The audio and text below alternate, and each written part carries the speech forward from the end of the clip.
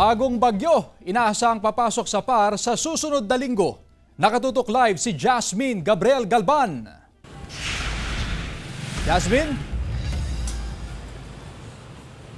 Chris, sa nakalipas na mga araw ay naranasan ng malamig na temperatura sa lungsod ng Dagupan at ayon sa Pag-asa, asahan daw na patuloy na mararamdaman ng malamig na panahon hanggang sa mga susunod na araw. Maghapon na makulimlim ang panahon sa Dagupan City, kaya enjoy rin ang mga pumasya sa Tondaligan Beach, tulad ng grupo ni Nora na nagsagawa ng Thanksgiving party sa lugar. Affordable din po, tsaka malapit. May libre na yung swimming. Ayon sa Pag-asa, ang makulimlim na panahon ay bunsod ng paglakas ng hanging amihan. Minumonitor din ng Pag-asa ang iba pang weather system gaya ng shearline. Inaasahan ding papasok sa PAR ang isang bagong bagyo sa susunod na linggo.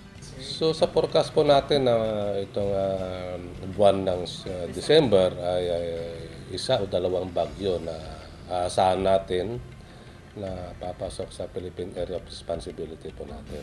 Samantala, dahil sa paglakas ng amihan, patuloy ang pagbaba ng temperatura sa Pangasinan at sa Baguio City. Sa Pangasinan, umaabot na sa 25 degrees Celsius ang minimum temperature o temperaturang itatala tuwing gabi hanggang madaling araw. Habang sa Baguio City naman, umaabot na sa 16 hanggang 18 degrees Celsius ang minimum temperature.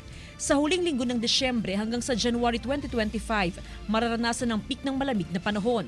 Ramdam na natin yung malamig ng simoy ng hangin o bumaba yung temperatura natin dito sa Pangasinan.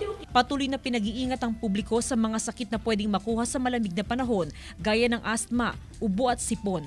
Chris, sa ngayon na nasa 23 hanggang 25 degrees Celsius ang minimum temperature sa lungsod ng Dagupan. Pero ayon sa Pag-asa, pagsapit daw ng January ay posibleng bumaba pa yan sa 18 hanggang 20 degrees Celsius. Chris?